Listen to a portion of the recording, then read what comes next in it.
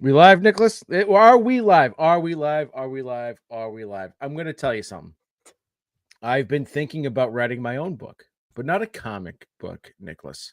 Oh boy. We talk about all the time how I'm sundowning and Mm-hmm. how my brain is Swiss cheese. I've thought about writing a children's book. Oh, nice. And I came up with the idea and the title for this because I'm sundowning. And I went to go make my daughter some oatmeal. And what do you think I put in the microwave? Because I'll tell you what, it wasn't the oatmeal. Oh boy. The bag or the box that it came in? The jug of milk Oh, that I oh, used. jeez. Oh, wow. So I didn't start it, but I put the milk in there. I closed the door and I said, "Are you fucking kidding me, Joseph?" So I opened it Wow. out and then it hit me.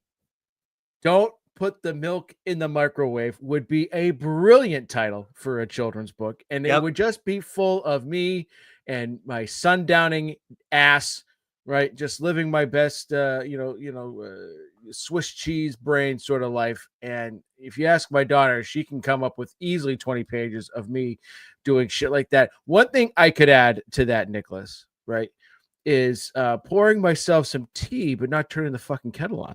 Oh yeah. Jeez. You're welcome. You're welcome for your inspiration. I am apparently your muse now. I can't I honestly, when you first started going into that, I thought you were gonna say I thought you said the title was because I'm sundowning. Like I was a little Oh thrown for a no, second that'd there. be my memoirs. That's my Yeah, memoirs. there you go. Uh, Yeah. Oh god. The milk in the real. microwave though, that's crazy. Oh I've never yeah, heard anything like that. don't put the milk in the microwave. Yeah. So I'm wearing a jersey today, Nicholas. I am the. We are the number one rated podcast that wears jerseys. Who am I wearing right now? This is a It's Patriots Edelman, jersey. right? It's either Look at Edelman that. or Bledsoe. Oh, it's Bledsoe, baby. It's why I Okay. wouldn't wear an Edelman jersey. Come on now. Come on. Come on. I mean, I'm I better don't than know. that. You have your Um, weird rules about every single player on the planet, so I have no clue. Like it's so 11. It looked like 11. it is 11. It's a Yeah. Drew Bledsoe jersey. I bought this in the 2000-2001 season, Nicholas. Oh This was, of wow. course, the Super Bowl year. Still Yeah. fits. Still fits. Hell yeah. Funny story about this, Nicholas, was my uncle took my brother and my cousin and myself to Patriots training camp. And it was I believe that year, I can't remember where it was held because I think it was at the old Foxborough Stadium. Because I think anyways, doesn't matter. We were there. I bought this jersey because I wanted Drew Bledsoe to sign it. And I had these Oh. ideas of having him sign it, and then I would frame it, and it'd be a nice piece of memorabilia. Because I used to be real Sure. into the sports memorabilia. I've got Hmm. Gretzky, Howe, or Muhammad Ali, Hey, Bird, Bledsoe, right there. Pedro. Yeah, fits Right. right in. So I liked collecting shit. Sure. I got all sorts of. Anyways, so the asshole wasn't there that day. He had turf toe or some shit. So we're sitting there watching practice. Now, full disclosure, by this time, I'm only about 4 or 5 years into my Patriots fandom, right? Because I was always a hockey guy, always a baseball guy. Didn't really start following the Patriots until the Jambalaya season when they went to the Super Bowl in '96. Okay. And then I became a fan. So I wasn't like super like knowing like who everyone was on the roster and shit like that. All I knew is that fucking Drew Bledsoe wasn't there, and I bought this fucking jersey for nothing. And so we're watching practice, and I looked to my uncle and I said, "Who the hell's that quarterback?" And I quote, "This is what he said: Some bum named Brady. He'll never touch the field." Oh wow. Right. And so practice goes on. I got a little mini football. It got signed by Brewski, Teddy Johnson. I think Troy Brown signed it as well. Still have it. Nice. So pretty cool little piece there. And the Patriots, as we all know, went on to win the Super Bowl that season, Nicholas. Just that season. That's it. Well, it was the first of many, right? The first of many. And I want to say I had a small Oh, part of it. yeah. Yep. There you go. Certainly not your uncle. I mean, geez. Well, Look Jesus. at that. Yeah. Bad take So of a century. I know, right? Well, and so next time, Nicholas, maybe next week's program, I'll tell you the story of how my buddy, my other uncle Nick, and I helped the Red Sox win the 2004 World Series. Oh, 04. Nice. Yeah, Okay. yeah, very responsible for that. Anyways, Nicholas, I am prolonging because you don't feel well, and I want to make the show go as long as possible. Ladies and gentlemen, boys and girls, listeners of all ages, TLDR Studios proudly presents to you the greatest, and I mean the greatest, podcasting team in the world. He is the comic book writer, Nick Friar. I am your friendly neighborhood backcracker, Dr. Joe. Together we are the TLDR Comic Book Club. Baby, how's it going, Nicholas? That was really good. What was the inspiration for that intro there? Because obviously we know you're On the generally doing spot. a wrestling thing on the spot. Okay, it On the felt. spot. I mean, Went a little sultry there. You know, I got my radio voice there. I'm not a Star Trek guy. I think we've talked about this on the show before, but I feel like that was like it felt like we're in space. Like there's like it had that kind of flair to it in the very few Star Trek type things I've ever seen. But I am anyways, halfway through the Next Generation rewatch.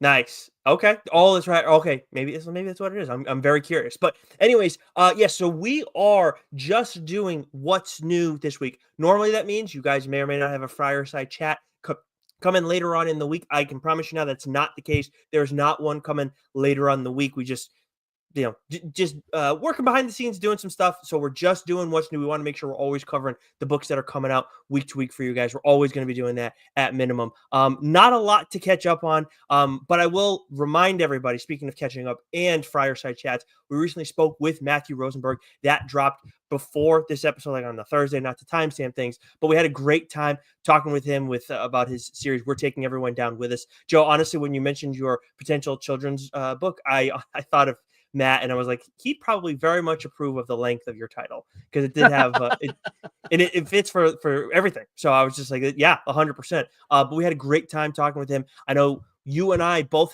each had a character that we really liked from that story, and I just felt like we got a lot of insight about both of them, and in general, a lot of good stuff from Matt. Yeah, it was a lot of fun. He's a funny dude. He's got a really great dry sense of humor.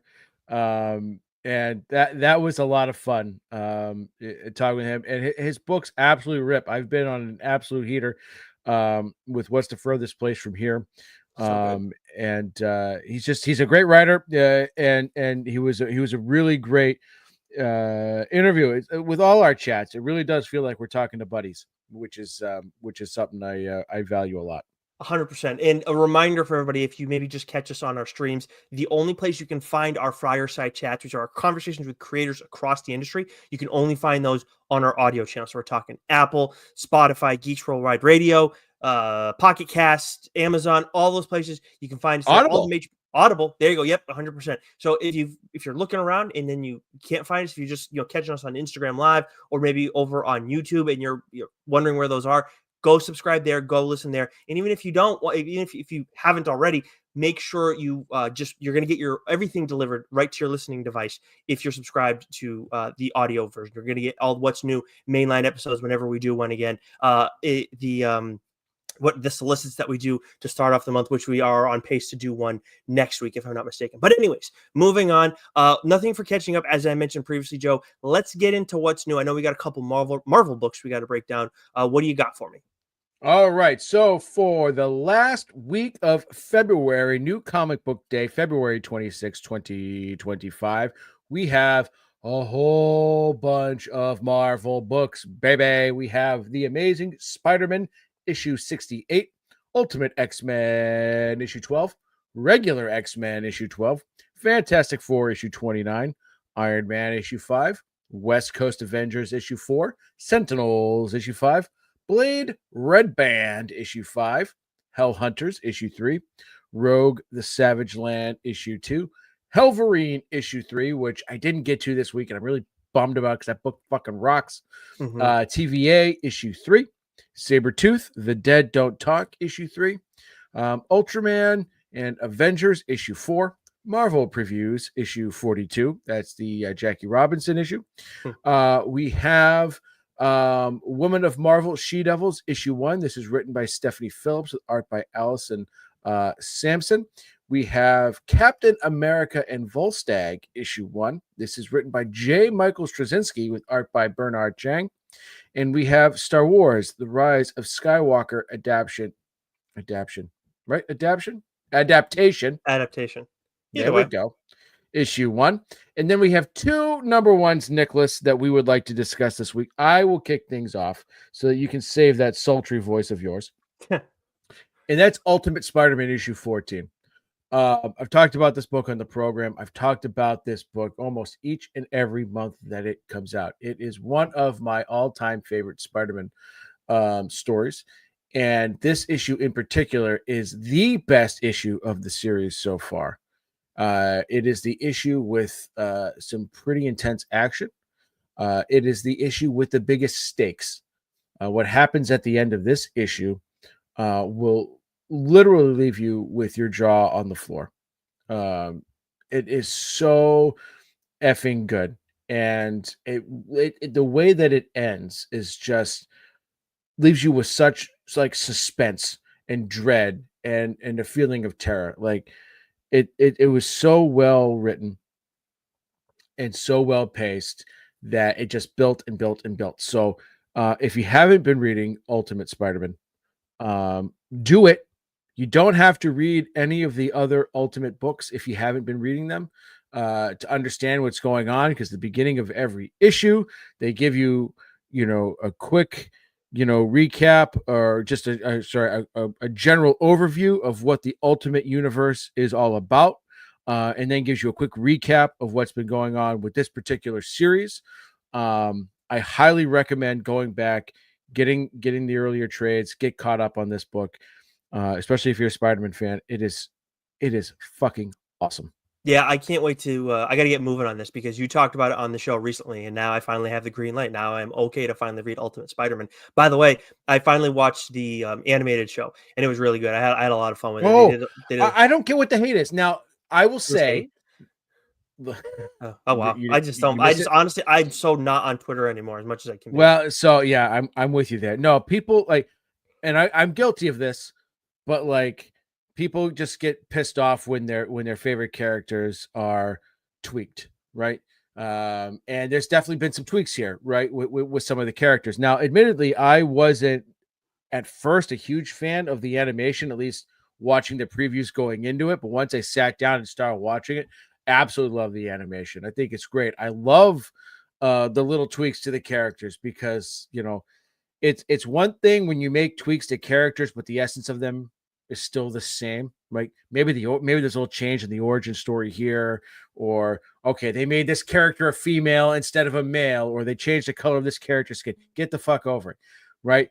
As long as the essence of that character is still true to what we know, then fucking go with it, enjoy it, right? Mm-hmm. My issue when they change shit is when they completely change the tone and tenor of everything, and it's not what it was originally supposed to be. Looking at you, Sweet Tooth, but I really enjoyed it, and I liked the little changes they made. Like the GI Joe series. I admittedly am not a huge rabid GI Joe fan. I've been enjoying the comic, but I know that we've gotten a few comments from time to time, videos that I've made about it, where people didn't like what they did with a particular character, which is your prerogative, right? But like didn't take away from me, you know what I mean? So like a lot of the shit is subjective, but like that's where the hate's been coming from, I think just a Gotcha. bunch I of didn't people realize that was the case because my concern going in was similar to yours. Was like, okay, we're doing a Spider-Man animated thing while we're all waiting for Into the Spider-Verse. So it felt to me like, okay, you're trying to take advantage of this absence that's there in as much as it's your own character and it's in Sony owns it, blah blah blah. Like it still feels like okay, you're trying to. It feels too close, and they did so much from like a comic book like feel standpoint in this in a different way to Into the Spider Verse. And like when I saw animated, I'm always open to animation because we're gonna get more that you can't do in live action. That's one of my favorite things about it. Same thing with just comic books in general. But I saw this and the animation really worked well, and then the comic book feel to it was outstanding. Everything about it has been great.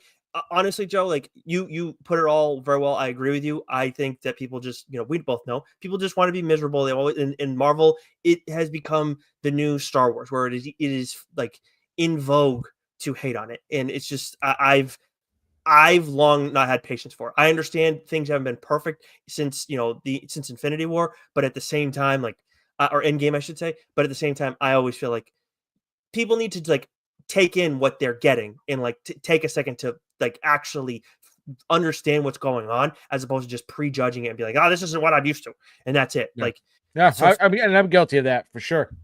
well, I mean, you have But your moments. Don't get me wrong. We have moments where we disagree, but like, I'm not, I'm not saying you have to feel the way I feel every time. I'm not right always. I think you do a much better job than certainly than the average person of like seeing what it is, taking it, and going from there. Your point that you always bring up about the MCU, I think is actually a fair point. I don't agree with it because I think we still get good stuff. But your point has always been, correct me if I'm wrong, because I don't want to speak for you, but my interpretation has been you don't. They set the bar for basically comic book movies and or Marvel Cinematic Universe movies are a big event. That is what they are at all times. They're always feeding into that stuff. And while they weren't I wouldn't say they were that entirely in the first phase. They really, like, when they hit their stride, that's what they were. And I don't disagree with that point. Like, that's where it's like they made a miscalculation. I still think what we got was good, but I think your point is, other guys in the DSG have brought this up too. I think it's a fair point. And I'm correct in that breakdown, right? Of how you feel about it. yeah, 100%. I think, they set the bar really high, and so our expectations should be really high, but I also think we have to hold them to a high standard too, right? Like, I'm not going to like lower my standards for what I expect. Like, I like Black Widow more than most, right? I probably I like like Black Widow. Shang-Chi more than most. I like I Shang-Chi. did, and Doctor Strange was fine. I did not like Thor Love and Thunder one bit, Mm-hmm. like, I felt like where they had real great opportunities, they just missed the mark. And maybe that was, because COVID threw a wrench in things and they had to change things up, and they couldn't do things. Who knows? But like I'm not going to lower my standard. I think the perfect, a good comparison, I should say, is like the current day Boston Red Sox, right? There was a day and time, right, where we expected them to win 92, 94, 96 wins, right? That was either good enough to win the AL East, or it was good enough to win the wild card. But like, that was the threshold. That was the bar you had to meet to be a true World Series contender, to be a real playoff threat, right? Now we're in a day and age where they've watered down the playoffs by adding more teams, so you can squeak into the playoffs being just a tick over 500. Like, that's not acceptable to me. Like, I hold them to a higher standard. I expect a team like the Boston Red Sox to be more than just a 500 baseball team, right? Right. So like, they've shown me what the bar can be. That's where my expectation is. I'm going to hold them to that standard, and that's sort of what I expect. I'm not going to lower, my expectations, or lower that standard just because, like, well, it shit hasn't been good in a while, so I'll just take what I can get at this point, right? Like, and so like, that's kind of how I felt with Marvel a little bit. Like, I have a certain expectation. They've reached a certain standard. Are they always, is everything going to be Infinity War and Endgame every time? No. But can things be more like Civil War? Can things be more like um you know the first Black Panther? Can they get that batting average up? Of course they can. See, now I'm going to end it here because I can't equate it for me from sports to or specifically the Red Sox to the movies, because the other thing for me is with Red Sox, I'm not, you have to be, competing every single time. That's just naturally not going to happen. That's insane. Like, the Yankees are the only team that's really ever done that.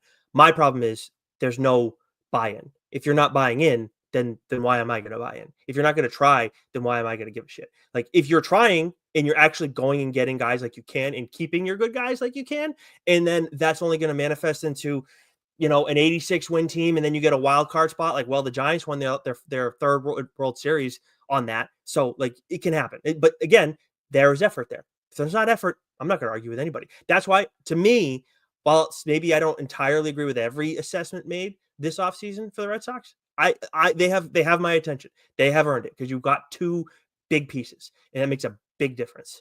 But Yeah. Anyways, moving on. One final Marvel thing. Speaking of all the movies and whatnot, we got the first issue of Red Hulk. This is by Benjamin Percy and Jeff Shaw. And Joe, when we were talking to Ben last time, we had spoken about this off air, and obviously we were very excited. He's done an outstanding job with everything at Marvel. He did a really good job with Wolverine. He killed it with Ghost Rider. He's doing. You mentioned Wolverine, which is out this week as well.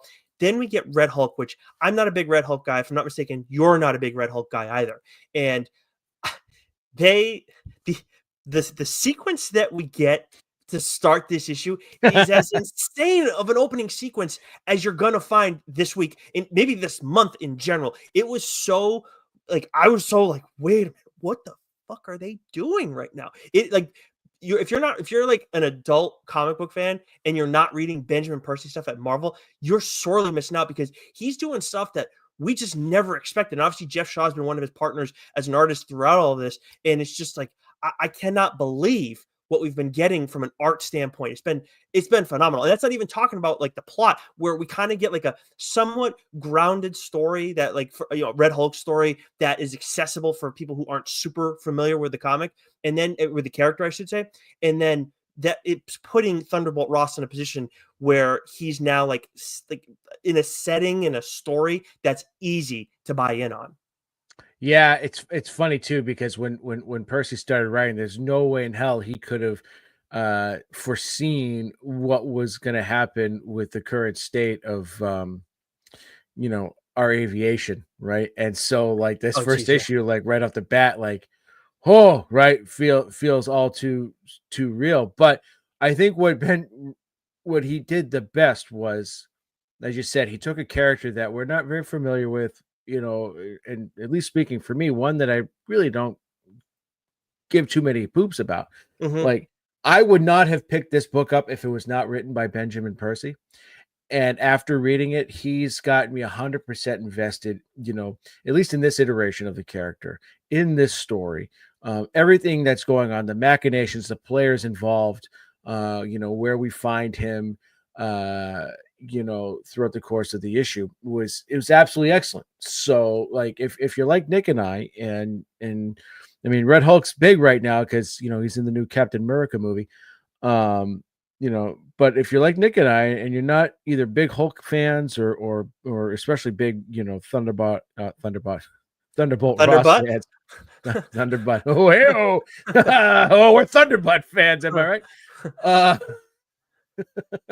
think that's actually Mac's favorite character after My Little Pony. That's my next book I'm writing. Not a children's book. Then you're gonna love this issue. It was excellent.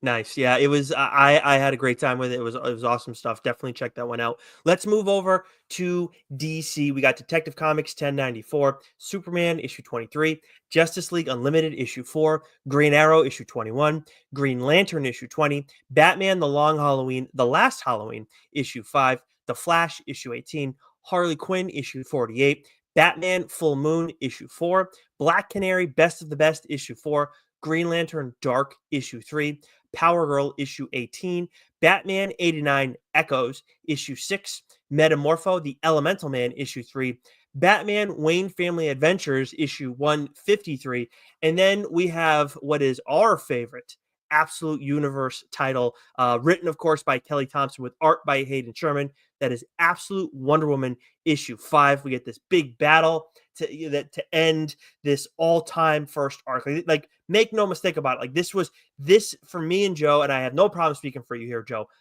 This for us was the best absolute first arc that we've gotten so far in this new universe from DC. It adds there's so many layers that were added to Wonder Woman where Kelly and Hayden really did a good job of like showing us where Wonder Woman, where Diana is similar to her main continuity stuff and where she differs from that. And and then on top of that, we learned so much about her as like a hero from a fighting standpoint and motivations and whatnot. And in this issue, we get one last little wrinkle, and it's like, dude, she's got a lot of tricks up her sleeve. I did not expect that at all. It was really, really well done. And took an early look at the issue 6 synopsis, Joe, and I saw the main cover and I was like, oh, this looks like it's going to get dark real quick. Yeah, yeah, I love it. I love all the mythology that has just been woven, woven throughout You're right, Woven. the series, right? It's been absolutely fantastic. Like Kelly Thompson and Hayden Sherman have absolutely knocked it out of the park, with this series. Absolute Batman, with each issue that goes by, gets stronger and stronger and stronger. Superman continues to be fantastic. I can't wait to see the new wave of the Absolute books. The only nitpick I have, Nicholas, and this is just me, being persnickety, but these are ongoing series, right? Yeah. So it kind of goes up my spine just a smidge, where it's like issue 5 out of 5, because like just get rid Oh. of that and just keep it titled, just keep it numbered and going. You know what I mean? So That. Oh. yeah, that's just a nitpicky thing, but like just goes up my chute. Like Oh, yeah, that's interesting. I mean, I gotta imagine they're just gonna make next one 6. I don't think I they're would gonna. hope so. If it's Yeah, another number one, that'll drive me batty. because I remember like with when we talked to Scott one time in on Twitter, we were like he was talking to us about what we thought about Absolute Batman because we put out all these videos and whatnot, and I think I saw him afterwards like talk on I saw him talk like somewhere else in an interview. I forget after which issue it was, but it was like, no, these are ongoing. Like Absolute Hmm. Batman is absolutely ongoing. I think he told us that as much, and I feel like he said that about the other ones. I mean, we have Absolute Flash coming, so I mean, I have a really hard time imagining that Absolute Wonder Woman won't stick around. I mean, it would just be if It said sales to be weren't there. continued, right, or Oh something. I yeah, can't remember. yeah. So Yeah, yeah. that must have So been that. But I think that's where you and I got the these are mhm. limited like a limited series, and Yeah, it was a synopsis. yeah, yeah. Yeah. So So little that, and annoying, then but whatever. unrelated to this, but Zdarsky's run on Batman ended, Yep. and as we know, he's going on and he's doing Captain America. Pants Tent City. Dude. Oh Um, my but god. I can't remember who was announced, who's taking over Batman. But they're fucking renumbering it from number one. Is it Taylor? I think it's Taylor, if I'm not No, mistaken. no, someone else, someone else. You might be right. I saw him tweet about it because I saw the designs. I think You might Jorge Mendes retweet. is still the artist. But yeah, they did renumber it. I was Drives me nuts. Just keep it going. I mean, it's been ongoing from Tom King to James Tynion mm, to Joshua Williamson's brief stint to then Chip, right? Like, just keep it fucking going. I hate the renumbering. It drives me bad shit. It's all speaking of because go ahead. no, Speaking of I'm Chip, good. did you see his recent newsletter that over he's he's made it bigger, Well, but he's Hollywood now. The people at Marvel Studios finally love Chip, apparently. It took them long enough. yeah, and he gets his big break, and his fly was down on the red I carpet. couldn't believe that. Just The yeah, best was but the caption under the photo. She said, "God damn it!" Because I can hear him say it. I can hear him say it right in my ear. Oh, God damn it! yeah, not his best moment, but still a really cool moment regardless. I'm Yeah. happy for him. I mean, and I can't wait to see Daredevil Born Again. And I find it funny too. Like I don't want to keep diving into MCU stuff on us, but like he like they're calling this Born Again, excuse me, which I get, fair, understood. Like it totally makes sense. But it's also I feel like I've seen people writing this up and being like, oh, it's about it's based on this comic arc by Frank Miller. It's like, no, it's named after that, and it's appropriate for what's going on from in terms of being on Netflix previously. But it's like everything we've seen, and again, Chip being there, it's Devil's Reign that's going to be the plot in all of this. So I'm very excited for Chip. I can't wait to see this show, and we're seeing already like positive reviews coming out of it. So not surprised. This is, and you know what, Joe? Actually, I'm not. I don't want to put you on the spot, but I do have a question. So I saw a tweet from one of the aggregators on Twitter, as much as I try and not go on there. And I saw something about there's something that they do in the show that they're like, even the people making the show were uncomfortable about it, and like Charlie Cox said, like he still isn't a fan of it or whatever. There's something that they did that they weren't big fans of, and I'm very curious what that is. And personally, thinking that it's based on Devil's Reign, I don't know. Like, do you think it's where he like maybe before earlier in Chip's arc where he thought that he killed somebody? Because that didn't happen at the start of Devil's Reign. That was sooner than that. So I mean, I'm that was wondering. that was that was like issue 4 or 5 Yeah, that's of what led to Chip's run. Electro That and everything. I mean, that's where my brain immediately went to, right? Like the idea, it's like from Snyder Superman there, where he killed Zod at the end, right? Like people that made people, it was an uncomfortable decision, right? So like, because Charlie Cox has worked on this character for so long, I think he's got a good feel for him. Like, does the idea of killing someone make them uncomfortable? Yeah, But I we don't know. know. But we know. Like, I'm Well, assuming I they know. mean, Yeah. well, yeah, but I mean, in that context, right? Like, Mhm. in the Yeah. fact that made them like personally, uncomfortable. Yeah. Because I'm trying to remember. It's been a while, but I should definitely go back and reread it. That's for sure. It was so good. Anyways, moving on. You want to take us through Boom and Dark Horse? I will take us to Boom and Dark Horse. Yes. So from Boom, we have Hello Darkness, my old friend, issue 8. Uncanny Valley, issue 8, of course, written by friend of the show, Tony Fleeks, with wonderful, wonderful art by Dave Wachter. I just want to say again, this has got like a lot of this issue has like a strong Hanna-Barbera feel to it. Yeah. But his ability to go from like one extreme to the other with his art in this has been absolutely excellent. And this issue in particular has some really, really great defining moments for the series in it so far. So fun. Yeah, it is a lot of fun. And also like wildly disturbing at the same time. And then we have Jim Henson's Labyrinth, issue 6. And then from Dark Horse, we have FML, not FMLA, but FML, issue 4. Nightclub 2, issue 6. This is the conclusion of the second arc, the second volume of Nightclub. Holy smokes, does this issue rip! I mean, so far this series is 12 issues long, and it's just been 100 miles an hour the entire effing time. It's so freaking good.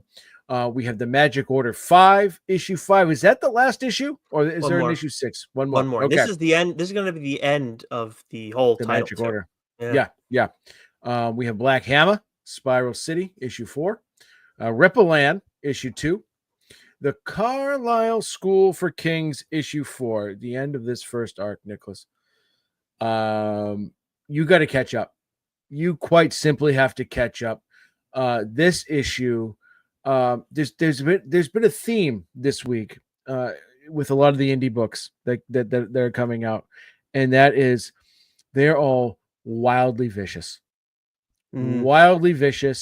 and you're not prepared for a single moment in any of them. And the Carlisle School for Kings is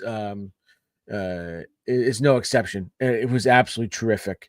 And then right, so this is a good horror week.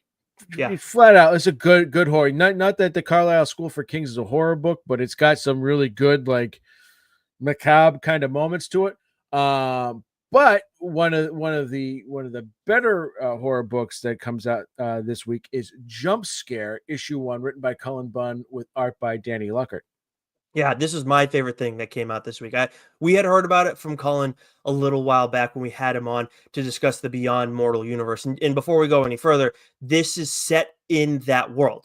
But if you haven't read Beyond Mortal, you'll be all right. Like it's basically they refer to it a little bit, so maybe you'll be a little thrown off maybe here and there. I don't even remember if there was like a summary at the beginning of the book, but basically what you got to know is it's like basically like New York in Marvel, like the Chitauri versus the Avengers. That's basically what happened in Beyond Mortal. Very different. Actually, I'd say it's way worse, but still, it's akin to that.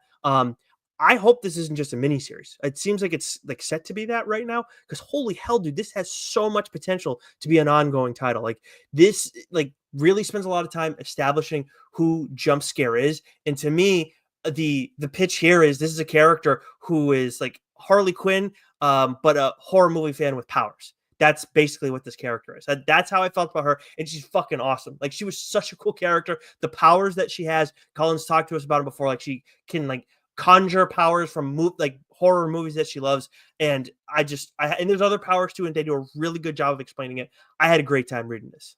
Yeah, I got more of a Hit Girl vibe from her, right? Ooh, just like personality wise, right? sure. And yeah, her ability to conjure weapons, because she's what I love about the character is that she is, it's yin and yang for her and then the rest of her family, right? And that develops throughout the issue. but she's just like this horror junkie, sort of outcast. And what I love the most, it's a subtle thing, Nicholas, but I loved it, is that whenever she conjures a weapon from like a distinct horror movie, there's a ticket stub describing Yeah. what the movie is, right? Hmm. And generally the weapon is, for the most part, in the name of the title of the movie. So it was just a small little thing, Yeah. but I loved it. It aesthetically, it looked great. It fit, I think, with the tone and sort of with the vibe of the character. But yeah, like she gave me like the hit girl with superpowers, That's a good call. kind of vibe.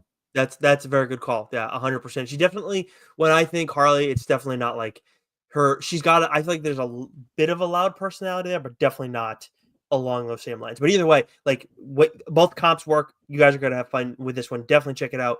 We only got one more we want to break down, and that's from Mad Cave. Why don't we save that for the end? I'm gonna go through these, Joe. I'm gonna see if I can muster up the strength here. IDW, we got Teenage Mutant Ninja Turtles issue 7, Teenage Mutant Ninja Turtles Saturday Morning Adventures issue 22, Star Trek Defiant issue 22, Godzilla versus America Chicago issue 1, Star Trek Section 31 issue 1, which, by the way, we saw that our buddies Ethan Parker and Griffin Sheridan are going to be doing a Godzilla story.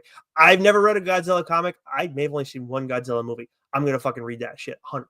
There's a lot of hype with this book. I was reading something and it was like, because it was sort of being compared to like the Energon universe in the sense like it's going to be big, right? It's going to really change things a lot. So that's going to be a lot of fun. And 100% I'm reading it because of them. I would never read a Godzilla book otherwise. Yeah, I am pumped to see IDW buying in on them. They very much deserve that. Distillery, we got Warm Fusion issue 2. Titan, we got The Savage Sword of Conan issue 7. From Oni, we got Calavera PI issue 4. Power Lords issue 2. And then from Image and Skybound, we got The Department of Truth issue 28. Radiant Black issue 31. Monstrous issue 55. The Scorched issue 38. G.I. Joe, A Real American Hero issue 314. The Seasons issue 2, Hornsby and Halo issue 4, Knights issue 13, and Dust to Dust issue 3.